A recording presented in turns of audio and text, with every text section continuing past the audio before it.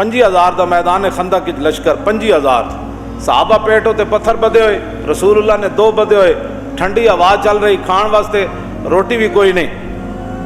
اس دوران عیینہ بن حصن نو حضور نے بلایا، مذاکرات کرن آیا ہو، تے رسول اللہ نے فرمایا کہ بات اے وے کہ تسی 25,000 دا لشکر لے آئے ہو، پورے مدینہ پاک دا تسی محاصرہ کر لیا، پورا کفر کٹھا کر کے لے آئے ہو، اے اگر تسی محاصرہ چک لاؤ تو ادھر کی قیمت تسی لینی؟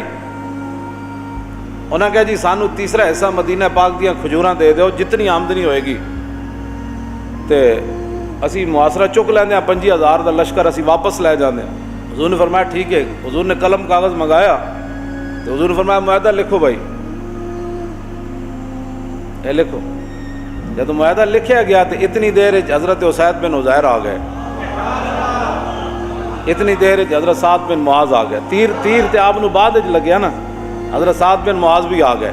اسید بن عزیر تے آندیا نال ہی ویکھیا تے بڑا جناب وہ چڑھا ہو کے بیٹھیا، حضور دے سامنے لتاں لمیاں کر کے بیٹھیا۔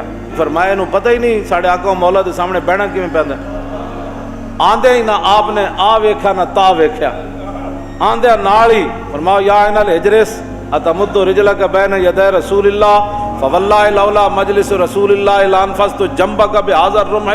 حضرت اسید بن عزیر نے دیکھتے ہی فرمایا بندرا،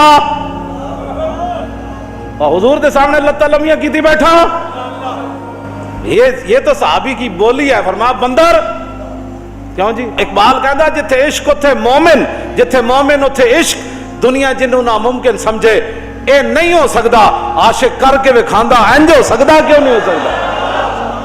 عقل صفاقت صفاق تر، پاک تر، چالاک تر، بے باک تر۔ اقبال کہندا جی عقل ظلم تے اتر آوے نا تو پھر عشق وڈا دلیر ہو کے دے سامنے آندا۔ یہ کسے صحابی نے بھی کہا ہوش کرو ہوش کرو، کیا بات ہے، تم پتہ نہیں ہے یہ معاہدہ ہو رہا ہے، شکر نہیں کرتے، جان چھٹن لگی، شکر نہیں لگے 25,000 دا لشکر جا رہا ہے، وہ شکر نہیں کرتے، وہ کی کرو کسے موڈا نہیں دبایا، سانو کہ مولانا ہاتھ تھوڑا جا تھوڑا سارے نو مرواؤ، اسا کی مروانا ہے سارے سانو انجی لوگ وہ تھوڑا جا۔ کسے صحابی نے بھی نہیں کیا تو ہے لڑن لگا، یہ تو معاہدہ ختم ہو جانا ہے، 25,000 دا لشکر حملہ کر دینا ہے۔ ایک صحابی نے بھی اسید بن عزیر نے نہیں کیا، فرمایا جے فواللہ لولا مجلس رسول اللہ لانفذت جنبک بہذا الرمح۔ فرمایا جے مینوں حضور دا حیا نہ ہوندا نا، حضور سامنے جلوگارن تے ایسے نیزرا میں تیرے ڈھڈ پاڑ دینا سی۔ تے دوسرا ہے لانفذت خصیتک، دوسری روایت ہے فرمایا میں تیرے سارا کچھ کپ کے رکھ دینا سی۔ ہاں جی تو حضور دے سامنے لتاں لمیاں کیتی بیٹھا،